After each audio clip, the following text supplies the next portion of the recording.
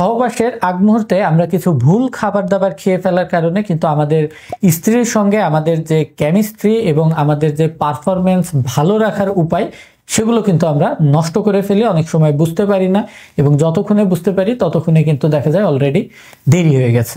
আজকে আমরা এমন 4-5টা বিষয়ের কথাও আপনাদেরকে বলবো যেগুলো আপনারা চেষ্টা করবেন সহবাসের আগে না খাবার। এর ভেতরে প্রথম খাবারটি হচ্ছে অতিরিক্ত তেল চর্বিযুক্ত খুব হেভি খাবার, অর্থাৎ গুরু পাকের খাবার যেগুলো আছে, বিরিয়ানি হতে পারে সেটা, এই জিনিসগুলো কিন্তু আমাদের পেটের ভেতরে একটা ডিসকমফোর্ট এবং ব্লটিং তৈরি করে, অর্থাৎ যার কারণে আমাদের সহবাসের ভেতরে ঢেক আসতে পারে, এমনকি বমি বমি ভাব আসতে পারে, অথবা পেটের ভেতরে চাপ বেশি থাকার কারণে লিঙ্গের উত্থানজনিত সমস্যাও কিন্তু হতে পারে। কারণ তখন খাদ্য হজমের জন্য শরীরের অধিকাংশ রক্তই কিন্তু আমাদের পেটের পাকস্থলী এবং নাড়ির ভেতরে চলে আসে এবং লিঙ্গে রক্ত যাবার পরিমাণ কিন্তু তখন অনেকটাই কমে যায়। তো এই কারণে এই ভুলটি করা যাবে না। দ্বিতীয় যে বিষয়টি আমরা বলবো সেটি হচ্ছে দুর্গন্ধযুক্ত খাবার, যেমন পেঁয়াজ বা রসুন, এই জাতীয় খাবারগুলো যৌন শক্তি বৃদ্ধি করে দেখে আমরা বুঝতে না পেরে অনেক সময় সহবাসের আগেই এই জিনিসগুলো খেয়ে ফেলি। কিন্তু এর ফলে কিন্তু আমরা যখন স্ত্রী সহবাসের জন্য যাব তখন আমাদের মুখের দুর্গন্ধ কিন্তু আমাদের ওয়াইফকে কষ্ট দিবে এবং আমাদের ভেতরে যে একটা কেমিস্ট্রি এবং আকর্ষণ তৈরি হয় সেই জিনিসটি কিন্তু ব্যাহত হতে পারে। এর পরবর্তী খাবারটি হচ্ছে দুধ এবং দুগ্ধজাত খাবার। যদি কারো ভেতরে দুধের এবং দুগ্ধজাত খাবারের কারণে গ্যাসের সমস্যা হয়, অ্যাসিডিটির সমস্যা হয়, তারা কিন্তু অবশ্যই এই শক্তিশালী এবং ভালো একটা উপাদেয় খাবার সেটাকে কিন্তু অ্যাভয়েড করে আপনাদেরকে চলতে হবে।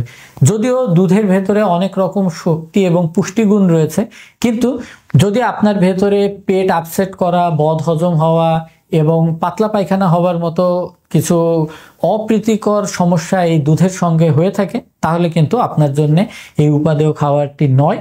সেক্ষেত্রে আপনি চেষ্টা করবেন দুধটাকে ঘুমানোর আগে সর ব্যতীত পানি দিয়ে পাতলা করে তারপরে খাবার। এতে কিন্তু আপনার হজমের জন্য সহজ হবে এবং দুধের পুষ্টিগুণগুলোও কিন্তু আপনি অল্প পরিমাণে হলেও পেয়ে যাবেন। আর যাদের ক্ষেত্রে দুধের সঙ্গে এই জাতীয় কোনো সমস্যা নেই তারা কিন্তু সর সহ ঘন দুধ খেতে পারেন, এতে কোনো নিষেধ নেই। এর পরবর্তী খাবারটি হচ্ছে ফাস্ট ফুড জাতীয় খাবার।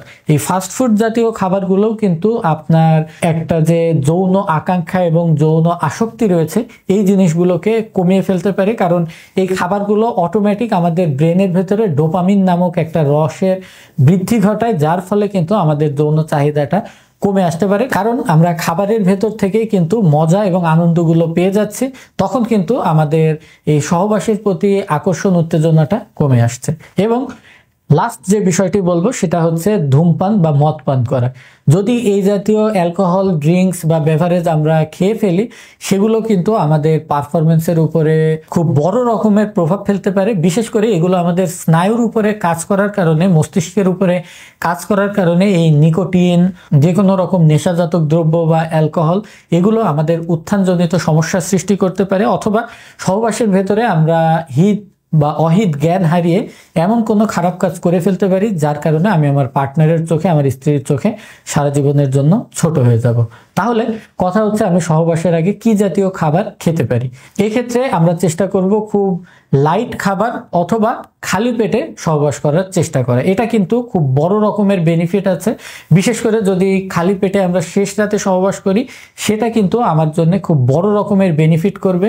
এটা অনেক দামি দামি ভায়াগ্রা জাতীয় ওষুধের চাইতেও বড় উপকারে আপনার আসতে পারে। তাছাড়া আপনি চাইলে খুব অল্প পরিমাণে চকলেট খেতে পারেন এবং আপনার পার্টনারকেও চকলেট বা কোকো পাউডার এই জাতীয় জিনিসগুলো খেতে উৎসাহিত করতে পারেন, কারণ চকলেটের ভেতরে কিন্তু একটা এমন কম্পাউন্ড থাকে যে ফিনল কম্পাউন্ডগুলো আপনাকে এই সহবাসের প্রতি আকৃষ্ট করতে সহায়তা করে।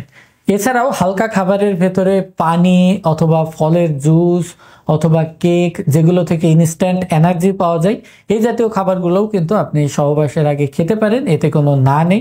তবে চেষ্টা করবেন আমি যে খাবারগুলোর কথা বললাম এগুলো থেকে যতটা সম্ভব শুধু সহবাসের আগেই নয়, সব সময় দূরত্ব বজিয়ে রাখার। তবে মাসে একদিন বিরিয়ানি খেতে কিন্তু না নেই। আল্লাহ হাফেজ।